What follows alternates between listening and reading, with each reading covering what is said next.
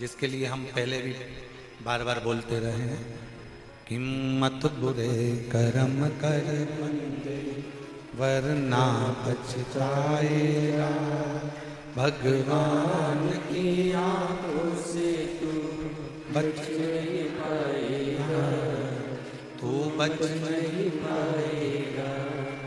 अरे ओ अज्ञानी मत करना दानी, अरे ओ अज्ञानी मत करना दानी, तेरे कर्म का फल भी तू ही पाएगा, जैसा किया तूने तेरे आगे आएगा। मत बुरे कर्म कर बंदे वरना पछताएगा, भगवान की आंखों से तू बच नहीं पाएगा, तू बच नहीं पाएगा। ऐसा कर्म हम ना करें जिस कर्म के कारण हमको भोगना पड़े। कुछ अच्छा कर्म करते थे। अब अच्छा कर्म कैसा है? नहीं है अपने पास में देने के लिए धन किसी को, तो क्या हम पाप कर रहे हैं? हमारे पास में नहीं है किसी को भोजन कराने के लिए अन्न, तो क्या हम पाप कर रहे हैं? हमारे पास में इतनी पूंजी भी नहीं है हम किसी को पानी पिला सकें, इतना भी हमारे पास में नहीं है, तो क्या हम पाप कर रहे हैं?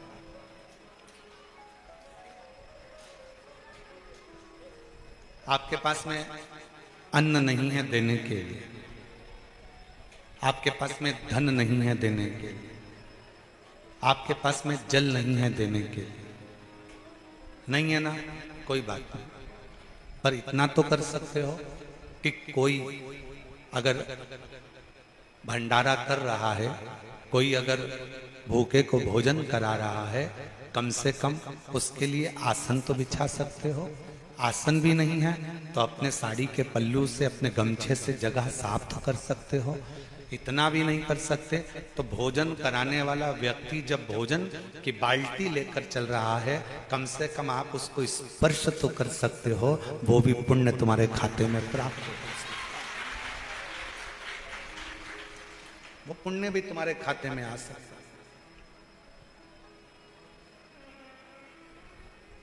कल हम देख रहे थे लोग पानी की बोतल बांट रहे थे,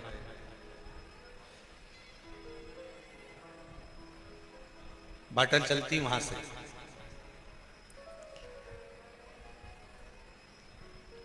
इतना बड़ा क्रेडिट ले लिया, छोटी छोटी बोतल जितने की भी उसने लिए हो, 150 रुपए जितने की। अब बोतल ली बिमला बाई ने, नहीं अपनी सामर्थ्य था, बिमला बाई ने बोतल तुमको दी, तुमने बोतल दूसरे को दी, दूसरे को तीसरे को दी, पुण्य सारा बिमला बाई के पास में है, पर तुम्हारा थोड़ा सा स्पर्श मात्र भी अगर किसी प्यासे की जिह्वा तक वो पानी को पहुंचा देता है तो वो पुण्य तुम्हारे खाते में भी जाता है, वो पुण्य तुम्हारे खाते में चले जाता है।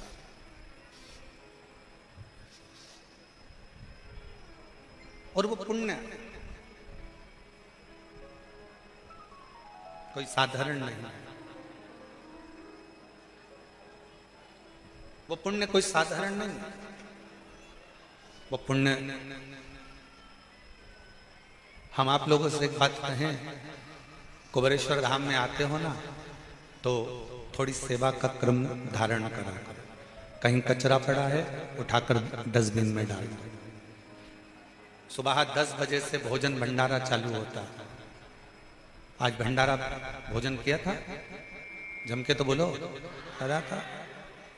क्या क्या बना था? रोटी, छोला पनीर की सब्जी, गुलाब जामुन, नुक्ती, मिक्सचर, खिचड़ी, ठीक है। 10 बजे भोजन चालू होता है, 3:30 4 बजे तक जब तक लाइन खत्म नहीं हो जाती, लगातार जितने भी भक्त हों, 50,000, 60,000, 70,000, वो सब अंदर जाकर भोजन नहीं कर लेते, तब तक भोजन का बर्तन साफ नहीं होता। बर्तन को तब साफ किया जाता है जब आखिरी का व्यक्ति भोजन कर ले। अब बनाने वालों ने भोजन बनाया, दानदाताओं ने दान देकर भोजन का व्यवस्था करी। आप भोजन करने के लिए लाइन में गए हो, भरपेट पहले भोजन कर लो, फिर एक काम करो, आखिरी में बाल्टी उठाओ, फिर जितने लोग पंगत में भोजन कर रहे हो कम से कम कोई तो तुम्हारे हाथ से एक रोटी ले ही लेगा, दिल से उसको परसने का प्रयास करो। सेवा। अपन बहुत बड़ा कोई दान नहीं कर सकते, बहुत बड़ा कोई पुण्य नहीं कर सकते, बहुत बड़ा कोई सत्कर्म नहीं कर सकते, बहुत बड़ा कोई आयोजन नहीं कर सकते, तो किसी के थोड़ा सा सहयोग प्रदान कर सकते,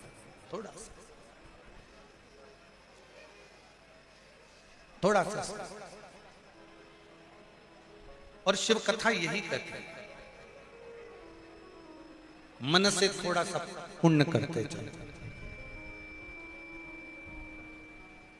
वचन से थोड़ा सा पुण्य करते चलो, अच्छा बोलते चलो, और कर्म से थोड़ा पुण्य करते चलो, कर्म से। और थोड़ा सा भी पुण्य अगर हमारे कर्म से होगा उसका फल हमको अवश्य मिलेगा।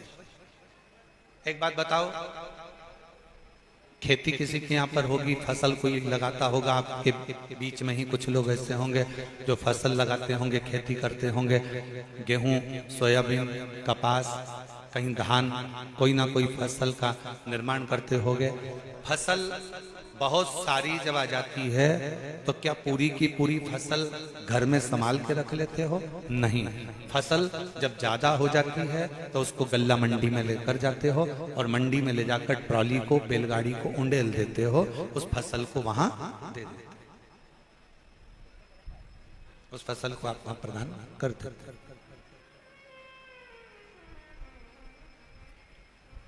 फसल ज्यादा हो गई, उसको गल्ला मंडी तक ले गए, दे दिया। बस यही शिव पुराण कहते हैं, फसल ज्यादा हो जाए तो मंडी में ले जाकर दे देना चाहिए, और पाप अगर ज्यादा हो जाए तो शिव मंदिर में जाकर इस मस्तक को झुकाकर उंडेल देना चाहिए। क्यों दुख आता है? पूर्व में हमने जो कर्म करा, पूर्व में हमने कोई बेकार कर्म करा, पूर्व में हम कोई गलत कर्म कर दिए, उसका भोग हमको इस मानव देह में भोगना पड़ा। अगर तुम चींटी बनकर पैदा हुए और इस कर्म को भोगोगे तो कोई तुमको कष्ट होगा तो तुम्हारा अंदाजा नहीं होगा, पर मनुष्य देह में जब पूर्व का किया हुआ कर्म का भोग हमको भोगना पड़ता है तो हमारे इस मानव देह में हमको मालूम पड़ता है कि कोई पूर्व का कर्म हम बेकार कर दिया, कोई पूर्व का कर्म हमने बेकार कर लिया।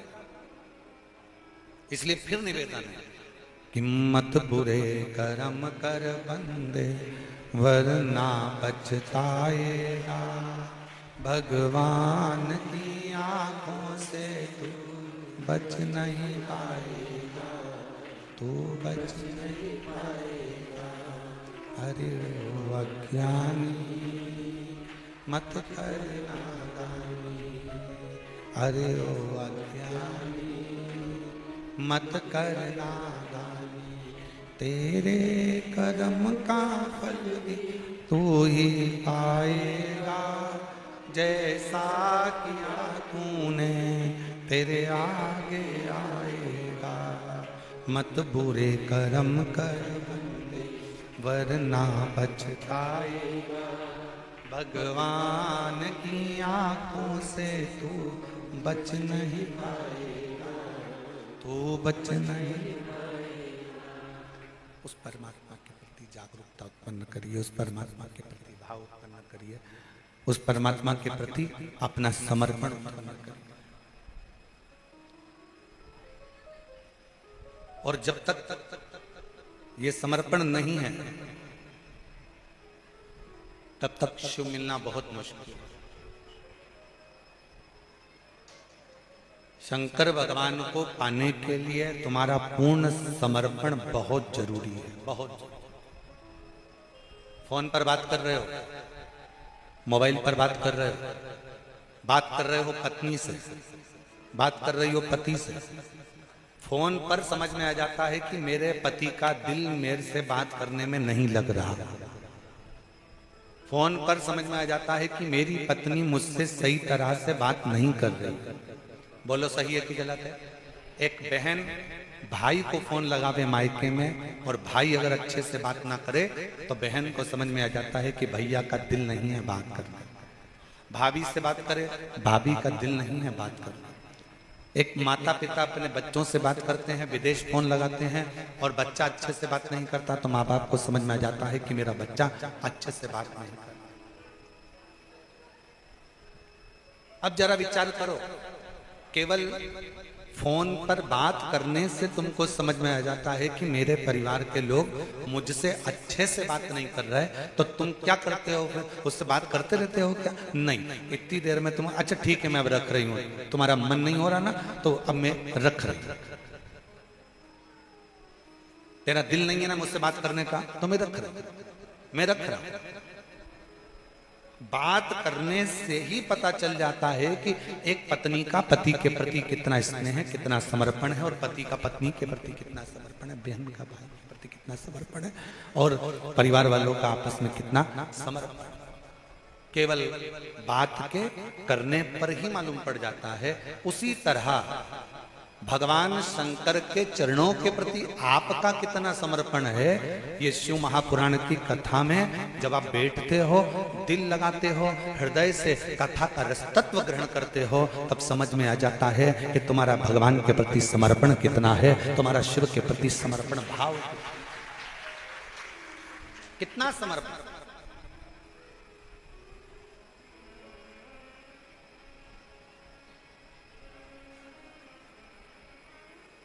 कितना अच्छा कार्य किया है शिव तीर्थ प्रतिष्ठान औसा लातूर वालों, तुमको धन्यवाद देता हूं। आप लोगों को बहुत बहुत धन्यवाद। नहीं तो कथा कैंसिल होती है और कथा लोगों को फिर सुनने को नहीं मिल पाती, पर औसा लातूर वालों ने इस कथा को ऑनलाइन कराकर संपूर्ण औसा लातूर का आज गौरव बढ़ाया है कि हमारे लातूर वालों ने इस कथा को ऑनलाइन कराया। लोग अपने घर में बैठकर श्रवण कर, ऑनलाइन श्रवण कर। अब वो तो तुम शंकर भगवान के बिगड़े हुए बच्चे हो, तुम ऑनलाइन की जगह ऑफलाइन बैठे हो, है? तो ये तो शिवजी भी सोचते होंगे इतना धूप पड़ रहा है, इतनी गर्मी है, ऑनलाइन के चक्कर में महाराज ने टेंट नहीं लगवाया क्योंकि ऑनलाइन थी। अब इसमें अगर टेंट लगवा देते, अब हम तो कहेंगे ऑफलाइन कथा वो गुरु पूर्णिमा के समय पर 5 दिन की शिव महापुराण की कथा जो गुरु पूर्णिमा महोत्सव पर होगी वो ऑफलाइन है, उसमें आओ। पर आप लोगों का प्रेम इतना है कि वो भले धूप पड़ रही हो, गर्मी पड़ रही हो, फिर भी लोग धूप में बैठकर, जमीन पर कोई फर्श नहीं है वहां बैठकर बाबा की कथा का रसतत्व ग्रहण कर रहे हैं। कई लोग आम के पेड़ के नीचे 4 दिन से एक जैसे पड़े हुए हैं और कथा का रसतत्व ग्रहण कर रहे हैं। ये शिव की भक्ति, समर्पण कितना है, आप कितना समर्पण है भगवान के प्रति, आपका समर्पण कितना है, शिव के प्रति आपका समर्पण का भाव यह आपके ऊपर निर्भर करता है। यह आपके ऊपर निर्भर करता है कि आप कितना समर्पण रखते हैं। और कुछ मत दो शिव जी को, तुम्हारे पास में कुछ नहीं है देने के लिए, कुछ मत, मन से भजन, वचन से भजन कर और भगवान के मंदिर में सेवा कर कर, अच्छा कर्म कर कर भगवान की अविरल भक्ति को धारण कर। क्या देगा ये वो जानता, क्या प्रदान करेगा ये वो जानता। केवल उसकी अविरल भक्ति आपको बल भी देगी, शक्ति भी देगी, और जो उसको देना होगा वो देगी। हर हर महादेव, उसकी भक्ति शक्ति। हमारे बीच में फरुखाबाद वाले भैया बैठे हुए हैं। दिल्ली में जब कथा थी, मैं आपको बहुत बहुत धन्यवाद देता हूँ, बहुत बहुत साधुवाद देता हूँ। आप फरुखाबाद से आए, क्या नाम है?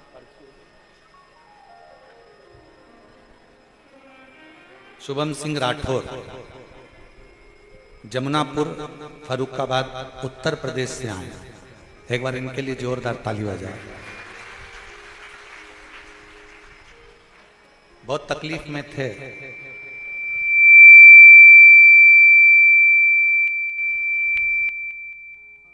थे 5 साल इतनी तकलीफ, पूर्व से बहुत तकलीफ की जिंदगी जी रहे थे।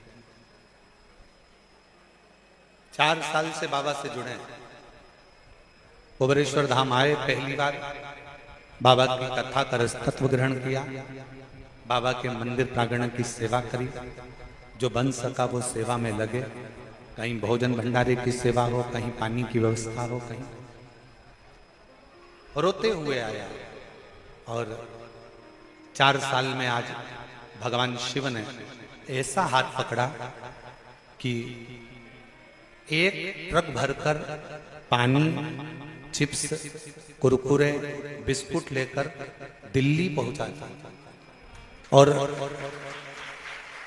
इससे पहले भी जितनी जितनी कथा हुई, सारी कथाओं में 1-1 ट्रक आइसर की गाड़ी भर भर कर लेकर हर कथा में पहुंच जाता। और आज सीहोर की कथा में भी 1 आइसर ट्रक भरकर तरबूज, मूंगफली का दाना और मक्का सब लेकर यहां पहुंचा।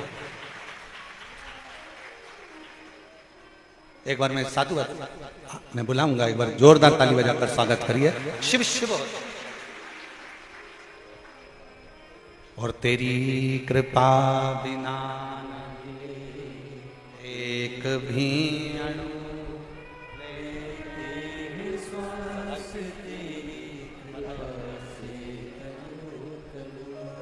बखान क्या करूं मैं राखों के ढेर का, चपटी बहुत में है खजाना कुबेर का।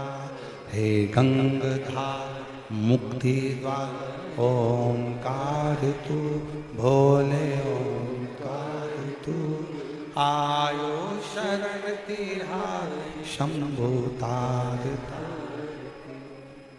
कुछ नहीं था, बहुत तकलीफ का जीवन चल रहा था इस बच्चे का। सब दूर चला गया, ऐसा कोई दर नहीं था जिस दर पर वो भटका नहीं। आखिरी में बाबा के दरवाजे, कुबरेश्वर बाबा के द्वार सीहोर आया, बाबा से विनती करी। 4 साल में बाबा ने ऐसा हाथ पकड़ा कि आज केवल भारत में ही नहीं, सर्वस्व जगह में इसका काम चालू हुआ। और शिव की कृपा से आगे बढ़ता बढ़ता भंडारे करता। इसके स्टेटस पर इसका खुद का फोटो नहीं होता, पर बाबा का फोटो होता है। इसके व्हाट्सएप पर कुछ नहीं मिलेगा, केवल बाबा। इसके पूरे मोबाइल में कुछ नहीं मिलेगा, केवल शिव महापुराण की कथा। और इसके मोबाइल में कुछ नहीं मिलेगा, केवल बाबा की छोटी छोटी जो क्लिप यहाँ से जाती है वो इसके मोबाइल में रहती है। उसको सुनता है, अपना व्यापार करता है, वेयर हाउस ये वो सब बाबा की कृपा से बाबा चलाता है और बाबा करने वाला है। ये उसकी उदार, आप और हमारी सामर्थ्यता नहीं है।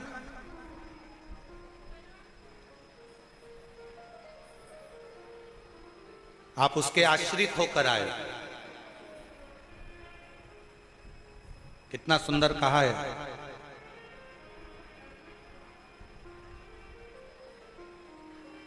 स्वयं माता पार्वती जी ने अपनी बेटी अशोक सुंदरी को जब प्रकट करा तो पूछा कि बेटी, मुझसे मैं तुझसे एक प्रश्न करना चाहती हूं।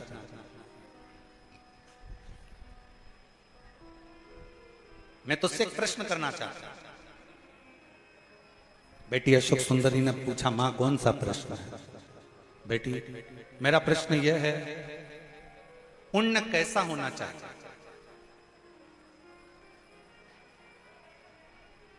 कौन सा पुण्य हो, पुण्य कैसा हो जो संसार के लोगों को करना चाहिए?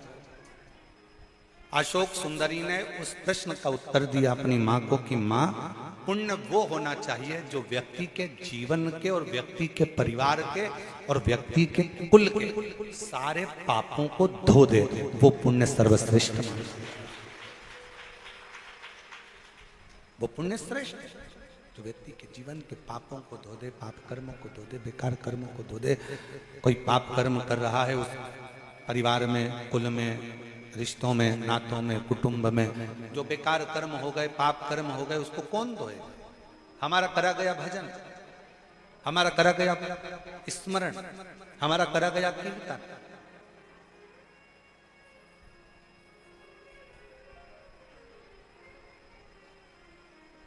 हमारे बेकार कर्मों को धो देता है।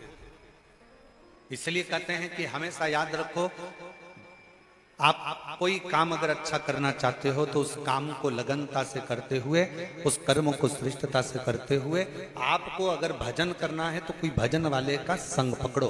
आपको नौकरी करना है तो कोई नौकरी वाला व्यक्ति हो, उससे थोड़ा सजेशन लेकर, उससे थोड़ी राय लेकर अच्छी अच्छी अप्लाई करते रहो। आपको अच्छा व्यापार करना है, व्यापार करना है तो कोई अच्छे व्यापारी का संग पकड़कर उससे थोड़ा सीख लेकर व्यापार में आगे बढ़ो। और यदि कोई हमारे लेवल का मिले ही ना तो फिर छोड़ो, भगवान की अविरल भक्ति करो।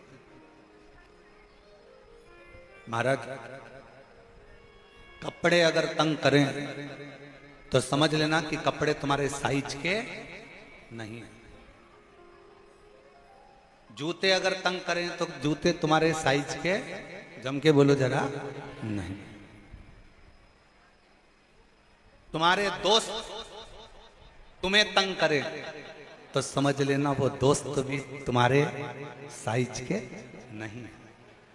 तुम्हारे रिश्तेदार तुम्हें तंग करें तो समझ लेना कि तुम्हारे रिश्तेदार भी तुम्हारी साइज के नहीं है। मतलब बहुत ऊंचे हो गए वो, हो सकता है हम नीचे रह गए, वो हमको नीचा दिखाने का प्रयास कर रहे हो, वो हमें ताना दे रहे हो, वो हमें गालियां दे रहे हो, वो हमें अपशब्द कर रहे हो, वो हमें आड़ा टेढ़ा बोल रहे हो।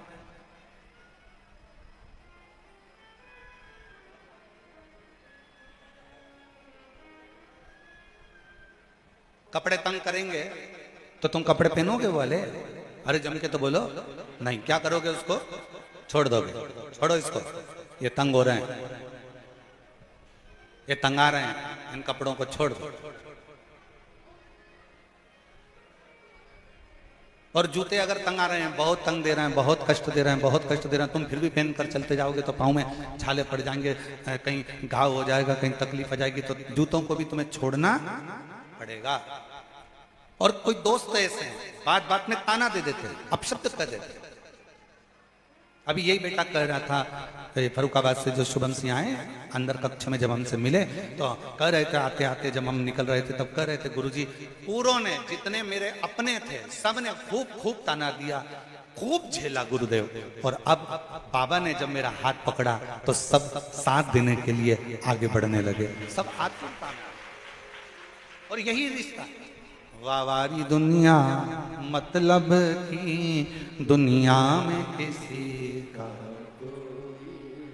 वावारी दुनिया मतलब की दुनिया में किसी का कोई। श्री राम के संग हजार। अच्छा बता रहे हैं, बड़ा मीठा तो करो। श्री राम के संग हजारों सुख, पर दुख पड़ा तब कोई नहीं। वावारी दुनिया मतलब की दुनिया में किसी का कोई नहीं। वावारी दुनिया मतलब की दुनिया में किसी का कोई। संसार में कोई किसी का नहीं है, सारा संसार मिथ्या है। कपड़े साइज के नहीं है तो छोड़ दीजिए, जूते साइज के नहीं है तो छोड़ दीजिए। और रिश्ते, मित्र, नाते, कुटुंबी हमारे अगर साइज के नहीं हैं, जो हमें समझ ही नहीं पा रहा, जो हमें जान ही नहीं पा रहा, छोड़। फिर एक नाता, एक रिश्ता, एक कुटुंब, एक कबीला। कि नाता एक शिव जी से दूजा नाता तोड़ दे, रिश्ता एक शंकर जी से दूजा रिश्ता जोड़ दे। और साधु संगे शिव रंगे, रंग रंग रंगे।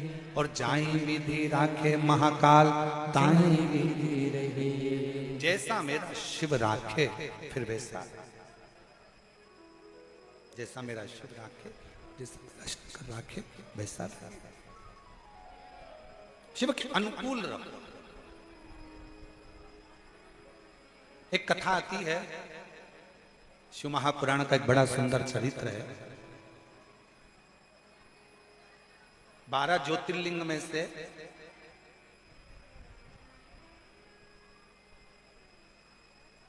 श्री सेलम का वर्णन किया।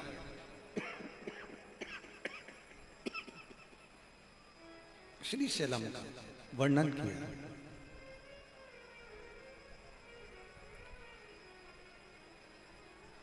गणेश जी और कार्तिक के बाबा परिक्रमा करने के लिए गए।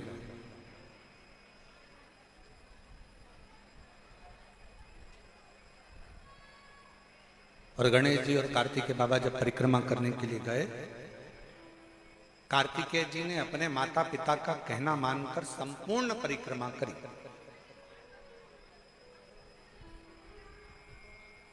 और गणेश जी ने भी माता पिता का कहना माना और माता पिता में संपूर्ण ब्रह्मांड देखा, तो उन्होंने माता पिता की परिक्रमा की।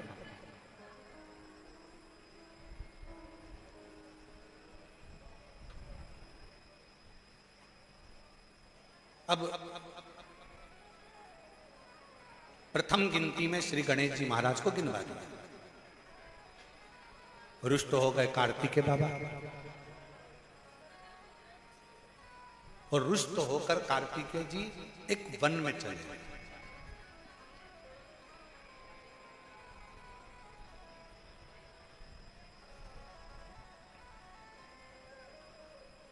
भ्रमण करती करती वहीं से भगवान शंकर की पहली पुत्री, क्या नाम है, जया, निकल के जा रही थी। अपने भतीजे को देखा। देखते ही जया की आंखों में जल भर गया। नेत्रों से जल बहने लगा कि मेरे भतीजे की दशा और ये वन में भ्रमण। नैनों से जल बहा। जया दौड़ती दौड़ती अपने भतीजे श्री कार्तिकेय बाबा के पास में पहुंच गई। पूछा क्या हुआ। जया ने जैसे ही पूछा तो कार्तिकेय जी ने अपनी बुआ के गले लगकर नेत्रों में जल भरकर कहा, बुआ जी, माता पिता ने प्रथम गिनती में भगवान श्री गणेश जी महाराज को गिनवा दिया और मैं घर का बड़ा पुत्र आज प्रथमता से वंचित रह गया। आज मैं प्रथमता से वंचित हूं। जैसे सुना, सुनते से ही जया ने आंख में आंसू भरकर कहा, तू माता पिता से रूठा हुआ है, अपने माता पिता से रूठा, तुझे रूठना ही नहीं चाहिए। क्यों चिंता करता है? एक काम कर, श्री सेलम पर जाकर बैठ और उस पर्वत पर बैठना और अपने माता पिता का स्मरण करना। अपने माता पिता का स्मरण करना। क्रोध आ गया षडानंद कार्तिकेय जी को, नहीं, मेरे साथ गलत हुआ है, मेरे साथ गलत कर्म हुआ है।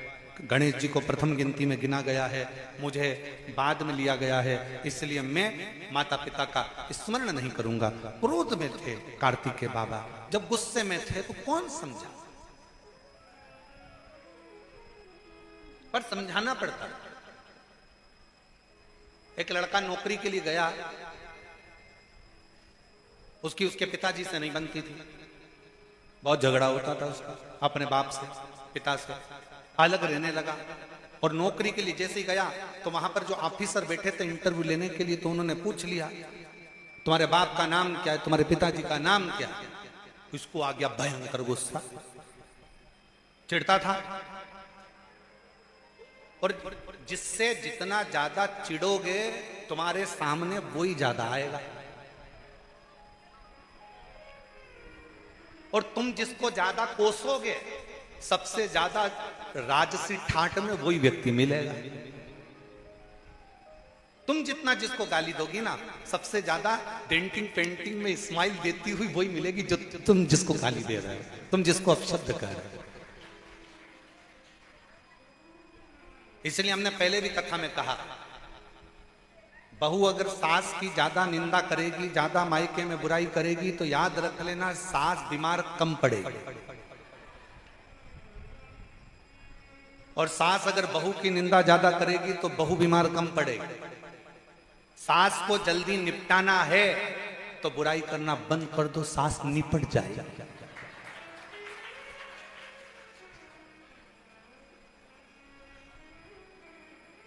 सास निपट जाएगी।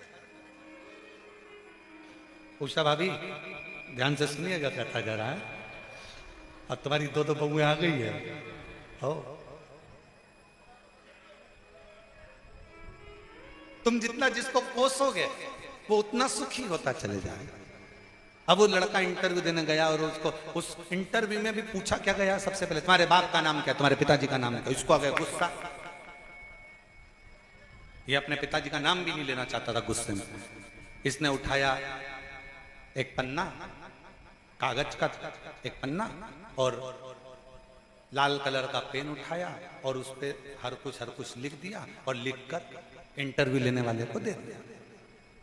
इंटरव्यू वाले ने पूछा ये क्या है, मेरे बाप का नाम। तो के इसमें कैसे मालूम पड़ेगा कि तुम्हारे बाप का क्या नाम? तो के पन्ना लाल, पन्ने पर लाल अक्षर से लिख दिया तो पन्ना लाल। इंटरव्यू वाले को समझ में आ गया कि ये अपने पिता से देर रखा। समझाया। बहुत शिव महापुराण की कथा कहती है, अगर घर तोड़ने वाले संसार में ढेर मिल जाएंगे, घर जोड़ने वाले कम मिलेंगे। और अगर संसार में एक भी तुम्हारा घर जोड़ने वाला मिल जाए तो समझ लेना स्वयं शंकर ने तुम्हारे ऊपर कृपा करी है, करुणा करी है, दया स्वयं।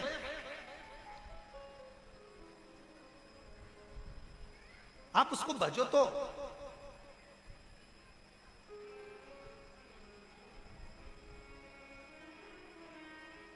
कार्तिकेय, षडानन कार्तिकेय को जया ने समझाया।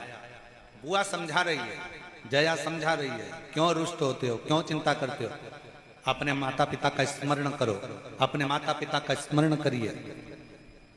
जीजी ने समझा दिया कार्तिकेय को, बहन ने समझा दिया जया ने कार्तिकेय को, भैया तू क्यों रुष्ट होता है, क्यों टेंशन लेता है, बच माता पिता का स्मरण कर।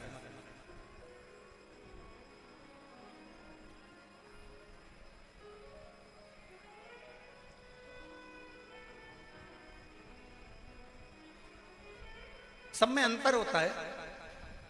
किसी किसी की घड़ी मोबाइल से मिली होती है, किसी किसी की घड़ी रेडियो से मिली होती है, किसी किसी की घड़ी टीवी से मिली होती है, किसी किसी की घड़ी न्यूज से मिली होती है, और किसी किसी की घड़ी ससुराल से मिली हुई होती है।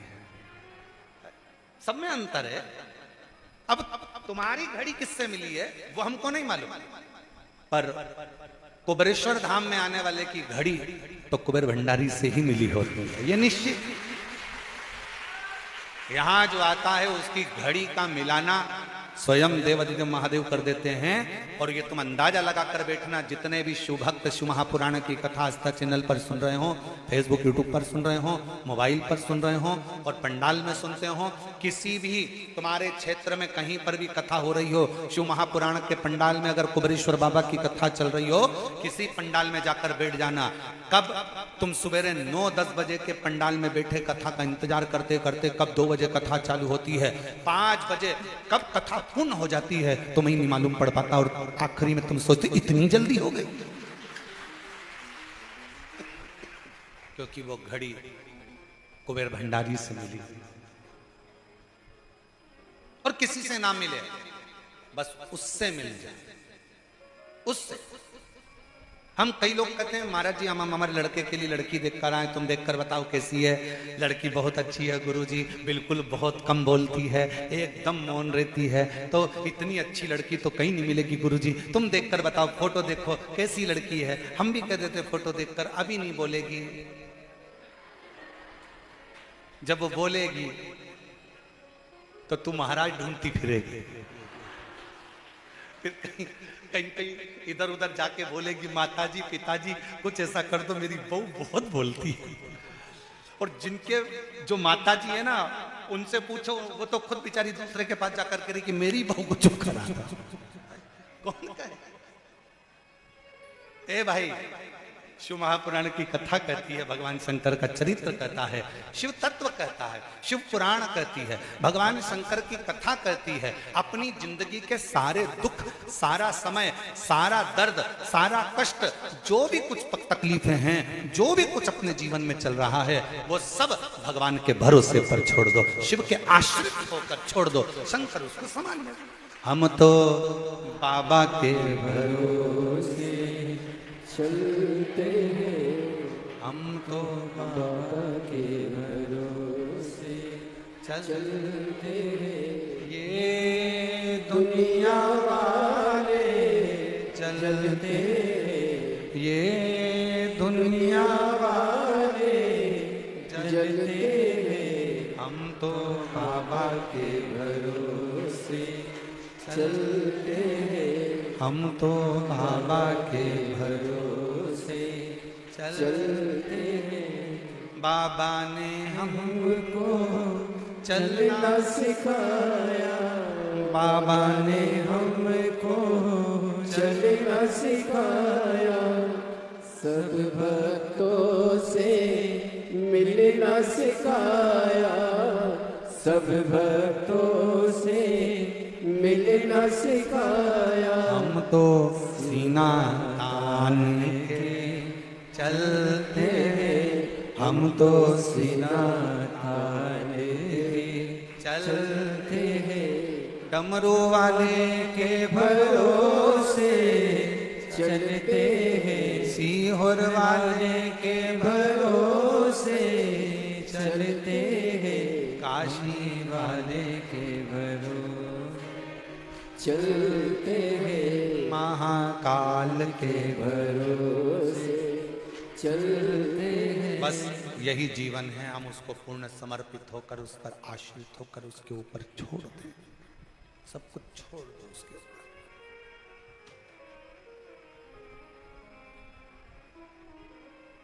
सुख किसका? बाबा का। दुख किसका? बाबा का। तकलीफ किसकी? बाबा की। कष्ट किसका? बाबा का। बच्चे किसके? बाबा। नौकरी कौन लगाएगा? व्यापार किसका है? बाबा। दरवाजे पे लिख दिया श्री शिवाय नमस्तुभ्यम, मतलब ये घर का मालिक भी अपन है। एक पत्र है, अच्छा है।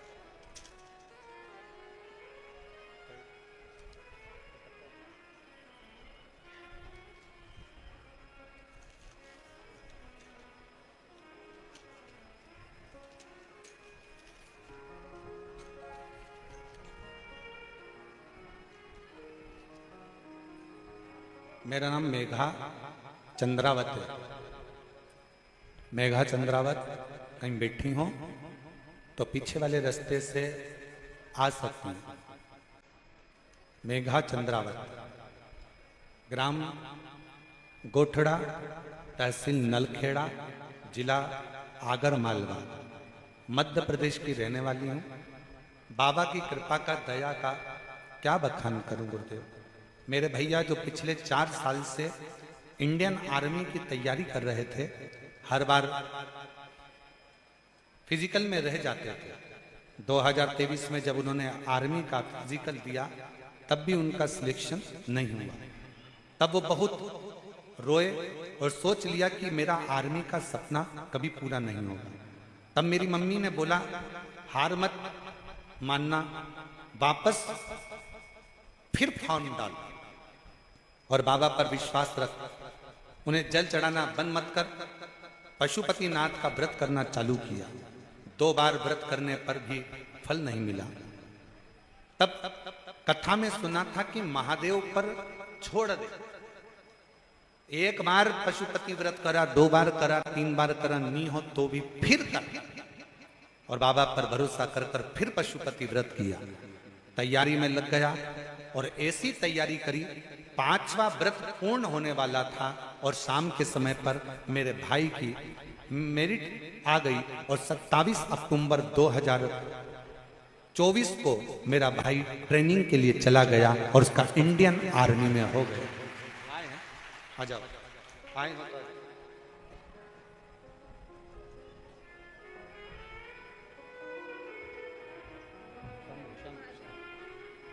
एक भाई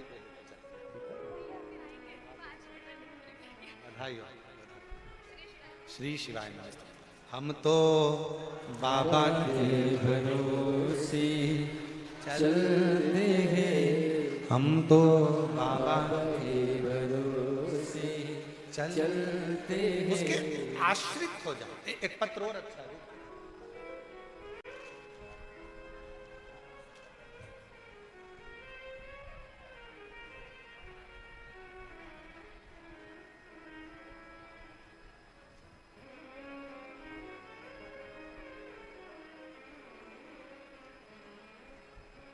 सुलोचना पति बसंत कुमार, दिल्ली,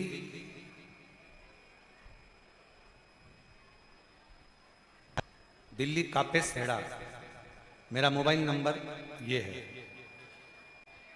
सुलोचना पति बसंत कुमार, दिल्ली, कहीं बैठे हों तो बेलपत्र लेने के लिए व्यासपीठ पर पीछे के रास्ते से आ सकते हैं। सुलोचना पति बसंत कुमार, दिल्ली, कापे सेड़ा। मोबाइल नंबर ये है। गुरुदेव कुबेर भंडारी एवं गुरुदेव, क्या वर्णन करूं, पार्थिव शिवलिंग बनाने का फल मिलता है, यह मुझे मिला है। 22 मई 2024 को मेरे पति को 7 mm की गठान बता दी। रिपोर्ट चेक कराई तो 4th स्टेज का कैंसर था। जब 4th स्टेज का कैंसर बताया, हम लोग 30/5/2024 को डॉक्टर को दिखाया। उन्होंने ऑपरेशन का कह दिया। हमने सोच लिया कि आप कहते हो कि डॉक्टर भी शिव का एक रूप होते हैं।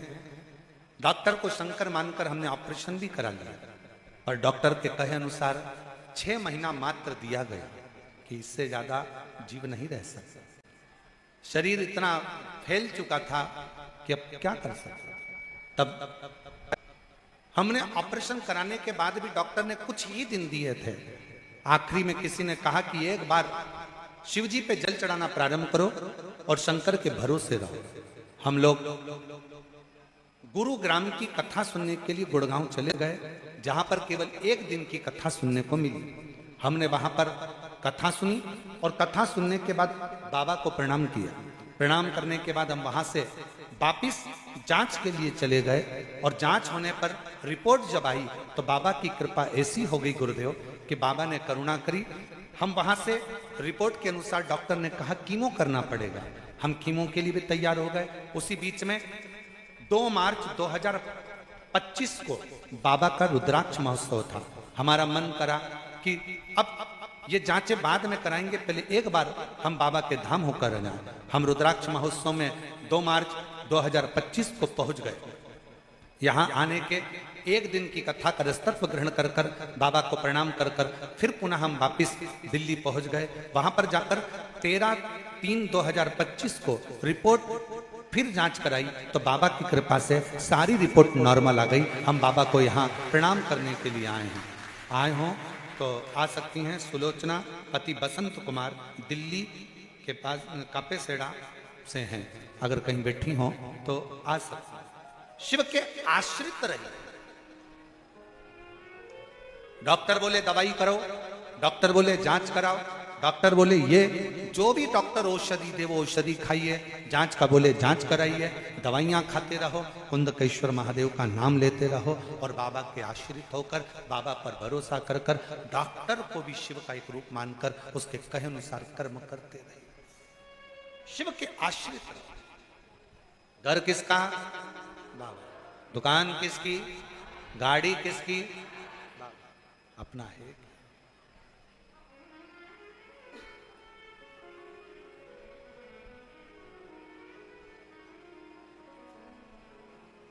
हम तो बाबा के भरोसे चलते हैं, हम तो बाबा के भरोसे चलते हैं।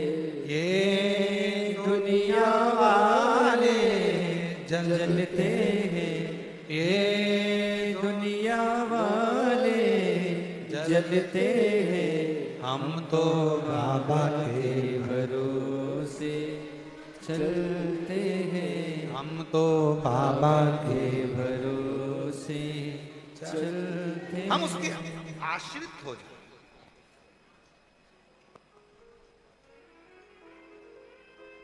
बच्चों को जब तक हम अपना मान रहे हैं ना, तब तक आपको लग रहा है अपना। जिस दिन तुमने सोच लिया कि मेरा बेटा बेटा मेरा नहीं, शंकर भगवान का है, नौकरी भी लगाएंगे तो भोले बाबा, मेहनत करेगा बेटा शिव की कृपा से, और परिश्रम करेगा बेटा शिव की कृपा से, और फल देगा मेरा शंकर भगवान, मेरा ओघड़।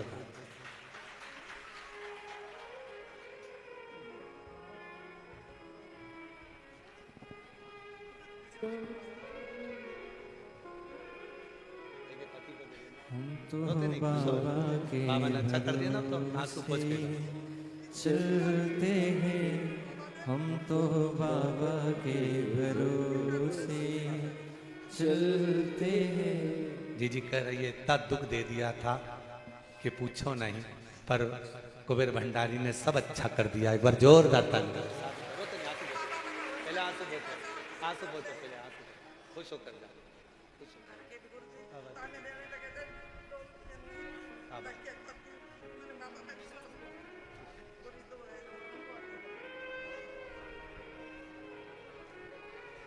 ये दुनिया वाले जलते हैं, ये दुनिया वाले जलते हैं, डमरू वाले के भरोसे चलते हैं, बाबा के भरोसे चलते हैं। शिव के आश्रित हो जाओ। घर तुम्हारा नहीं है, परिवार तुम्हारा नहीं है, शिव का।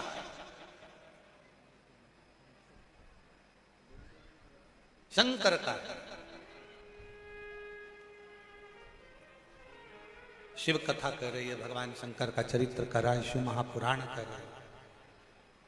जया ने समझाया अपने भाई को, कार्तिक क्यों माता पिता से दूरी बना रहे? कोई अच्छा समझाने वाला यदि जिंदगी में मिल गया, फिर निवेदन है, सबसे श्रेष्ठ जिंदगी में एक होना चाहिए, वो हो तुम्हारा श्रेष्ठ सलाहकार। अच्छा सलाहकार तुम्हें मंजिल तक पहुंचा देता है। सलाहकार अगर श्रेष्ठ नहीं है, सलाह देने वाला श्रेष्ठ नहीं है, तो मंजिल तक नहीं पहुंच सकते। चलना अपने पांव से है, बढ़ना अपने पांव से है, जाना तुम्हें पथ पर है, मेहनत तुम्हें करना है, पर बीच बीच में कोई ऐसी सलाह देने वाले मिल जाते हैं जो तुम्हें पथ से भ्रष्ट कर देते होते। एक व्यक्ति ने एक दुकान खोली, उस पर लिखा था यहां पर ताजी मिठाइयां मिलती हैं। दूसरा व्यक्ति आके बोला, सबको मालूम है कि ताजी मिलती है, तो ये ताजी लिखने की जरूरत क्या, तुम्हारे यहाँ बासी मिलती है क्या?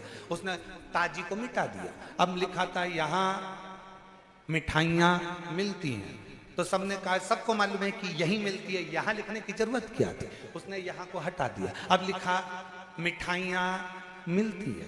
तीसरा व्यक्ति आया, उसने कहा पागल हो गया, मिठाई की दुकान है तो मिठाई तो मिलेगी, मिठाई लिखने की जरूरत क्या? उसने मिठाई हटा दिया, अब लिख दिया मिलती है। फिर चौथा व्यक्ति आया, अरे पागल हो गए, ये लिखने की क्या जरूरत है कि मिलती है, लोगों को समझ में नहीं आएगा क्या मिलती है, हटाओ, इसको भी हटा दिया। उसने बोर्ड उतार के नीचे रख दिया। 5 दिन बाद फिर दूसरा व्यक्ति आया, भैया तुम्हारी इतनी बड़ी दुकान है, कम से कम लिख के तो रखो कि यहाँ मिठाई मिलती है। इतनी बड़ी दुकान है तुम्हारी, यहाँ लिख के तो रखो कि यहाँ मिठाई मिलती है। सलाहकार बहुत मिलेंगे, कोई तुम्हें पद से हटाएगा, कोई तुम्हें पद से मार्ग से भ्रष्ट कर देगा, कोई तुम्हारे को अलग कर देगा, कोई घर से, परिवार से, नातों से, कुटुंब से, कबीले से, सबसे दूर कर देगा। और कोई कोई सलाहकार जिंदगी में ऐसा मिलेगा, वो तुमसे कहेगा किसी से बैर मत करो, अपनी जिंदगी मस्त होकर जियो। कोई ताना दे, गाली दे, आप शब्द कहे, आड़े तेड़े संबोधन करे, तुम्हें गालियों पर गाली दे दे, तुम्हें अपशब्द पर अपशब्द कहे, तुम्हें जितने जितने दुनिया के लोग ताने दें, सब सुनते जाओ। ये कान से सुनो, ये कान से निकाल दो। भगवान ने दो कान दिए ही काहे के लिए? कथा मिले तो दोनों कान से सुनो, गाली मिले तो इधर से सुनो, इधर से निकाल दो। किसी की बात अच्छी लगे तो आधा पल्लू सिर पे रख लो, कि बात अंदर घुसे तो शरीर पर निकले नहीं, दबी की दबी रह जाए। कुछ अच्छा धारण तो करो।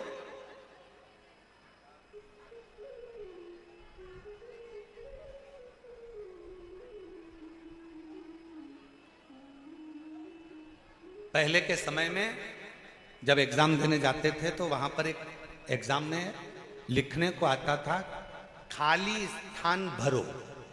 तुम्हारे को आया कि नहीं आया वो हमको नहीं मालूम।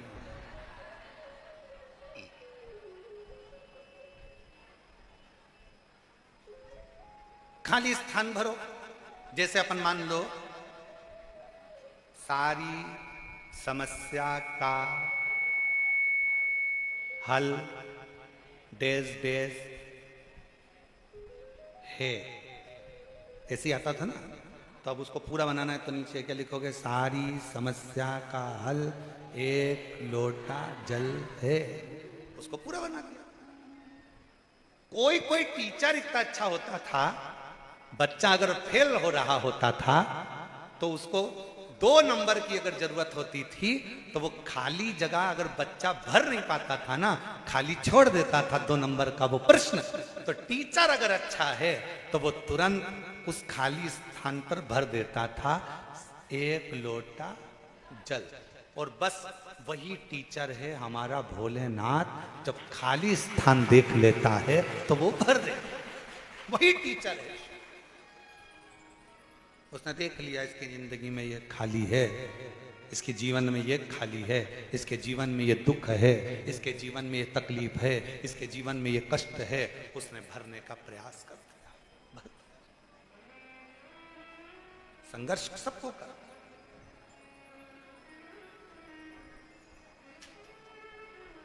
संघर्ष सबको कर।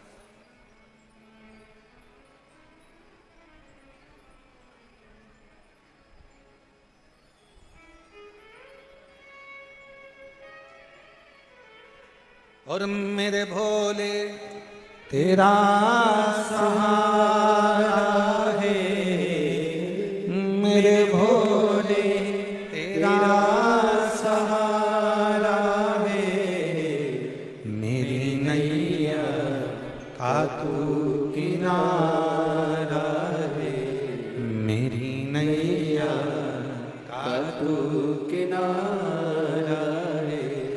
मेरे बाबा तुझे पुकारा है, मेरे बाबा तुझे पुकारा है, मेरी नैया का तू किनारा है, मेरी नैया का तू किनारा है। हम उस पर आश्रित हो जाएं।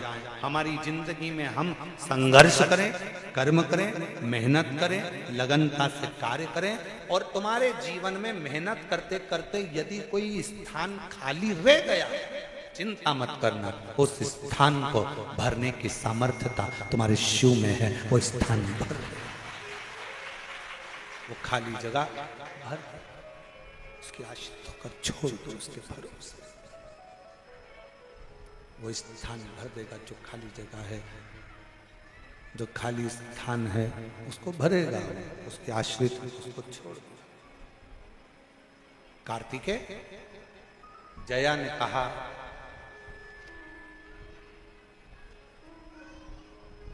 क्यों भटक रहे, सब छोड़ श्री शैलम पर बैठो। मन को स्थिर करो और अपने माता पिता का स्मरण। जब हम श्री शिवाय नमस्तुभ्यम कहते हैं तो इसमें शिव शक्ति, भगवान शंकर और पार्वती दोनों का समावेश होता है। फिर से बोलो उसको, श्री शिवाय नमस्तुभ्यं, श्री शिवाय नमस्तुभ्यं, श्री शिवाय नमस्तुभ्यं, श्री शिवाय नमस्तुभ्यं। इसमें शिव और शक्ति, शंकर और पार्वती दोनों का समावेश है। इसमें शिव शक्ति का समावेश है, इसमें शंकर और पार्वती का समावेश है, इसमें शंकर और पार्वती का मिलन है। जपोश अपने माता पिता को। कार्तिकेय ने श्री शैलम पर बैठकर जया बहन से पूछकर शिव शंकर का स्मरण कर। जया कहते हैं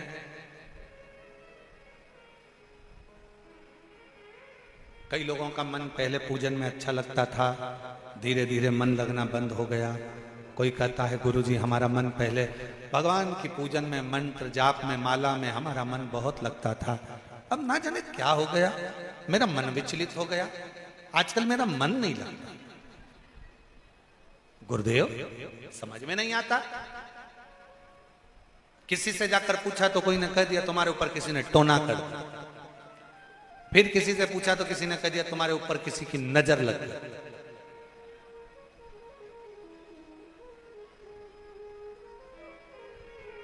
अब गाड़ी पे नजर लगे तो नींबू मिर्ची बांध लो चल जाए, मकान में नजर लगे तो नींबू मिर्ची बांध लो चल जाए, और तुम्हें नजर लग जाए तो तुम क्या नींबू मिर्ची टांग के घूमोगे? फिर क्या करोगे? नजर कौन उतार सकता है? केवल घर की एक मां ऐसी होती है जो अपनी औलाद की सामने, बेटा होए तो ठीक, ना हो तो ठीक, बेटा नौकरी पर भी हो, बेटा विदेश में भी हो, तो भी माँ एक ऐसी होती है जो अपने दिल से अपने बेटे की भलाइयां लेती रहती है, नजर उतारती रहती है। केवल एक माँ, केवल एक माँ अपने बेटे के सम्मुख में हो तो ठीक, ना हो तो ठीक, अपने बेटे की सारी भलाइयां, सारी बलाएं, सारी नजर दिन रात उतारती रहती है, वो माँ होती है। उसी तरह सदानंद कार्तिकेय जी से जया जी कह रही हैं, बहन कह रही है, तुम शिव शक्ति का स्मरण करो। कई लोग ऐसा कहते हैं हमारा मन नहीं लगता, पहले लगता था, ना जाने क्या हो गया, ना जाने क्या हो गया, ना जाने क्या हो गया। शिव कथा कर कुछ नहीं। बाहर वालों से पूछो, थोड़ी देर धूप आती है, थोड़ी देर छांव आती है, फिर थोड़ी देर बाद धूप आएगी, फिर छांव आएगी, फिर धूप आएगी, फिर छांव आएगी। हमारी और आपकी जिंदगी एक जैसी है, धूप और छांव की तरह। थोड़ा जीवन में कष्ट आएगा, ठीक हो जाएगा, फिर दुख आएगा, फिर ठीक होगा, फिर कष्ट आएगा, व्यापार थोड़े दिन अच्छा चलेगा, फिर थोड़ा रुकेगा, फिर कोई कष्ट आया, फिर सही होगा। हमें इस बीच में किसी के पास जाकर ये नहीं कहना कि किसी ने मेरे ऊपर कुछ कर दिया है, कभी मत कहो। अपने कर्म का लेख अपने को भोगना है। गुरु की करनी गुरु भरेगा, चेला की करनी चेला, उड़ जाएगा हंस अकेला। सबको अपना कर्म भोगना, उसमें कोई दूसरा आपका कर्म नहीं भोगेगा। फिर वही बात आ गई, आपको छींक आई है, आपको छींकना है, आपको खांसी चली है, आपको खांसना है। खांसी मुझे चल रही है और इतने में मैं इशारा कर दूं तुमको कि खांसो,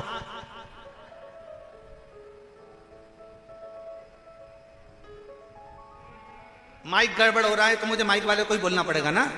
अरे बोलो तो जम के बोलो, जम के तो बोलो, सही है। और अगर मैं माइक वाले को नहीं बोलूं और कैमरे वाले को बोलूं बढ़ाओ बढ़ाओ बढ़ाओ बढ़ाओ, तो कैमरे वाले सोचे बताओ बोलना तो इनको था, मुझे बोल। बस इसी कथा को अपने को सीखना है, इसी कथा। गलती माइक वाले की है चिल्ला किस पर रहे हो? कैमरे वाले पर। गलती कैमरे वाले की है, चिल्ला किसको रहे हो? शैलेंद्र को। गलती है बाइलेन की और चिल्ला रहे तबले। हम भी पूरी जिंदगी यही कर रहे हैं, हम भी यही जिंदगी कर रहे हैं। हम क्या करते हैं? गलती करती है बहू और हम कहते किससे हैं? पूरे मोहल्ले में। कहना किसको चाहिए? बहू को, बेटा तूने आज ये गलती कर दी है, आगे से मत करना। हम किससे करें? अपनी बहन को फोन लगाकर, अपनी नानी को फोन लगाकर, अपनी बुआ को फोन लगाकर, अपने काका जी को फोन लगाकर, जितने रिश्तेदार मिलने आते हैं हम रोज प्रतिदिन अपनी बहू का, अपनी सास का रोना रोने बैठ जाते हैं। हम क्या गलती कर रहे हैं? ये हमारी गलती है। हमें माइक गड़बड़ हुआ तो माइक वाले को बोलना चाहिए, पर हमारी गलती ये है कि हम माइक वाले से ना कहकर पूरी कैमरे वाले को, संगीत वाले को, इसको उसको, आपकी और हमारी एक जैसी गलतियां। अगर हम बहू गलती करे तो हम बहू से कहें, बेटा गलती करे तो बेटा से कहें, पर हम अपने मोहल्ले के किसी रिश्तेदार से कभी अपने घर की बात ना कहें। ये शिव पुराण कहता है।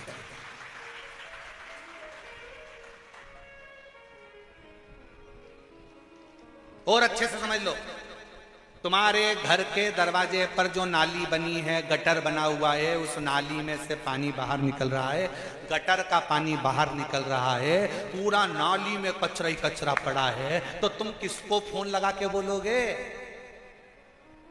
विद्युत विभाग को, नगर निगम या नगर पालिका को बोलोगे? बोलोगे कि नहीं बोलोगे?